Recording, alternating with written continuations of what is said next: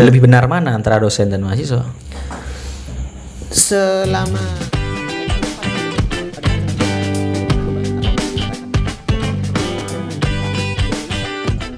aktivis yang congkak itu terjadi di kampus-kampus di mana dia ada di organisasi yang di kampusnya besar, dimanapun itu, saya yakin begitu. Karena mereka yang congkak karena dia merasa punya kekuatan begitu. Ya, mereka istilahnya memiliki afiliasi yang tinggi dengan pimpinan atau makanya gitu. kita tidak ingin membahas itu. Maksud saya tadi saya katakan siapapun dia gitu kan, memiliki afiliasi atau tidak, punya kaitan dengan pimpinan kampus atau tidak, persoalannya tidak itu kan. Kita menilai bagaimana perilaku dia kan begitu. Bebas silakan mau berafiliasi kan begitu. Dengan siapapun dia masuk organisasi apapun. Tetapi ketika dia memang melakukan cara-cara yang di luar norma, siapapun dia, tentu kita mengatakannya salah begitu kan. Kan begitu. Artinya kita tidak mau membahas organisasi dia apa enggak. Karena orang yang tidak beretika itu tidak bisa dikaitkan dia afiliasinya apa, karena memang sekali lagi kita berbicara oknum kan begitu kan. Oke, makanya tadi yang kita perbincangkan tadi adalah ini muncul dari mana gitu. Ketika di organisasi seharusnya mereka terdidik, cuman kan ada kadang oknum-oknum tertentu yang dia keluar dari etika organisasi itu sendiri gitu. Betul. Kan. Jadi kan begini, di dalam berorganisasi apapun organisasinya pasti ada yang namanya nilai-nilai etika. Apa salah satu etika? Memang di dalam biasanya menjadi aktivis itu bebas dalam berpendapat, bebas berpikir, bebas dalam melakukan atau bertindak apapun. Selama dalam melakukan, berpikir, bertindak atau melakukan apapun itu mereka tidak mendobrak terhadap norma, mendobrak pada aturan-aturan main yang ada gitu. Terkadang mereka tidak tahu ruh bagaimana menjadi aktivis. Ruh aktivis itu, nah, itu mungkin yang mahal hari ini begitu kan? Ya, yang mahal hari ini adalah aktivis yang punya ruh harus gitu. sadar bahwa aktivis itu adalah menggerakkan hal yang positif bukan negatif. Oke. Gitu kan? Segera berpindah dari satu ruang yang negatif menjadi positif. Oke, itu seharusnya konsep-konsep yang ideal yang harus dimiliki oleh seharusnya. Artinya harus sadar bahwa mereka ada banyak beban moral nanti, terutama ketika lulus. Terkadang ini cara berpikir yang salah sebenarnya, bahwa menjadi aktivis adalah mengata-ngatai dosen. Bebas mengatakan apapun gitu kepada dosen, kepada atasan, kepada siapa. Itu adalah paradigma yang salah. Perlu diluruskan. Tidak hanya aktivis, semua orang tidak bisa mengata-ngatai sembarangan. Iya, gitu kan? Karena bagaimanapun atasan tetap atasan, bawahan adalah bawahan. Jadi ada istilah simbiosis mutualisme, istilahnya begitu. Jadi tapi itu bukan atasan bawahan, tapi bukan. Kampus itu bukan tidak boleh melakukan sistem pembelajaran yang di atasan bawahan, tapi bagaimana melakukan sistem pembelajaran yang sama rata gitu, sama rata.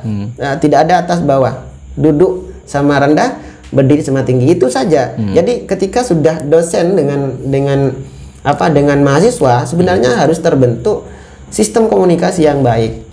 Tidak boleh ada yang namanya atasan dan bawahan. Iya, artinya gitu, tidak perlu ada egoisme di antara semuanya. Di antara keduanya. Dosen juga tidak boleh egois, rektor juga tidak boleh egois, gitu kan ya. Mahasiswa juga tidak boleh egois. Semuanya tidak Sistem boleh juga egois. tidak boleh egois begitu kan. Saya yakin ada mahasiswa yang memahami itu. Tetapi ada yang tidak memahami itu. Ya, aktivis yang dengan kebesaran dia di kampus, gitu kan. Dia memiliki jaringan yang kuat, disalahgunakan.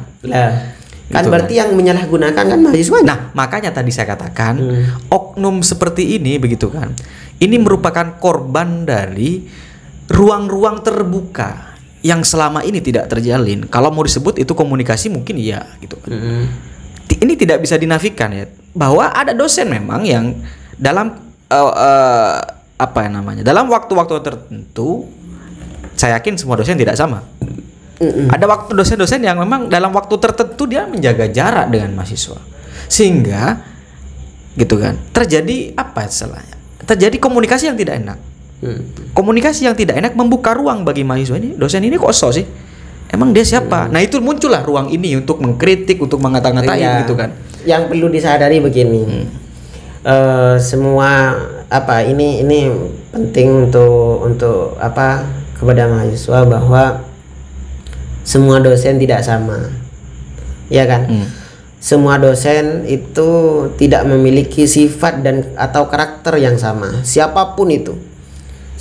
Jangan disamakan dan tidak boleh, bahkan haram hukumnya menyamakan dosen. Haram. Kenapa maksudnya? Bahwa ini berpikirnya harus A sama dengan dosen B. Perspektif mahasiswa jangan. Karena setiap dosen memiliki karakter. Maka setiap karakter ini mahasiswa juga harus mampu membacanya. Karena bagaimanapun dosen juga harus pintar membaca bagaimana kondisi mahasiswa itu. Sehingga itu yang dimaksud dengan simbiosis mutualisme. Jadi mahasiswa memiliki tugas tidak menyamakan semua dosen dan memahami karakter dosen, dan sekaligus dosen juga memiliki tugas memahami terhadap karakter mahasiswa yang mereka tidak paham terhadap materi, bagaimana mampu menyerap terhadap materi itu gitu loh. Jadi pertanyaannya sekarang lebih benar mana antara dosen dan mahasiswa?